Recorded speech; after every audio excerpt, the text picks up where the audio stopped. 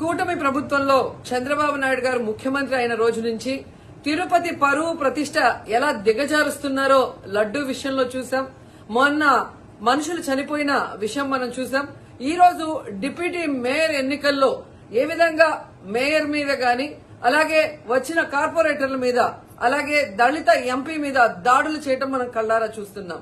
ఒకవైపు వైఎస్ఆర్సీపీ నాయకులు మాకు అవసరం లేదంటూనే చంద్రబాబు నాయుడు లోకేష్, మరోవైపు తమ నాయకులతో ఏ విధంగా కార్పొరేట్ల మీద బస్సు మీద అలాగే మేయర్ మీద ఎంపీ గారి మీద దాడి చేశారు, రాళ్లతో కొట్టారు, బూతులు తిట్టారు, కొంతమందిని కిడ్నాప్ చేసి తీసుకెళ్లటం మనం కళ్ళారా చూస్తున్నాం.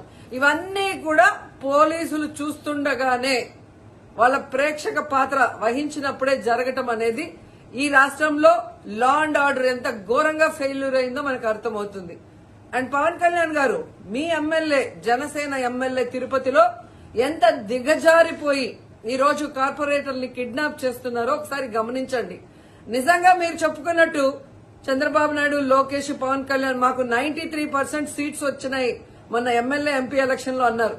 మీది ఈవీఎం గెలుపు అని అందరూ కూడా అనుకున్నారు. అదే నిజం అనేది ఇక్కడ మళ్లీ ప్రూవ్ అయింది.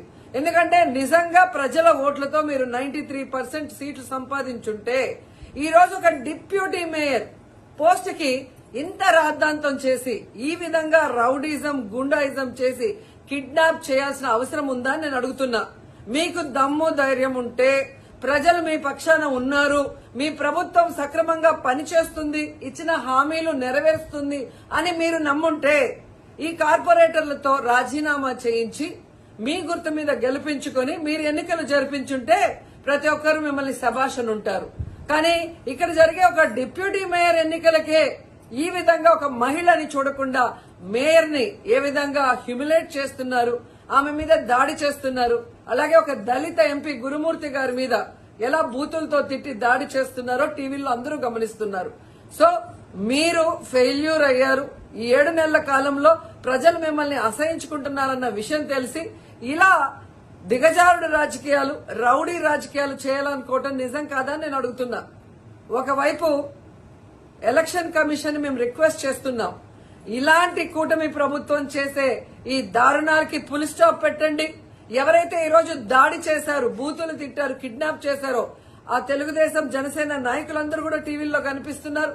వాళ్ళందరినీ కూడా అరెస్ట్ చేసి వాళ్ళకి పనిష్మెంట్ ఇవ్వాలి. అలాగే ఎన్నికలు, డిప్యూటీ మేయర్ ఎన్నికల్ని ప్రజాస్వామ్యబద్దంగా నిర్వహించాలని ఈసీని డిమాండ్ చేస్తున్నాం.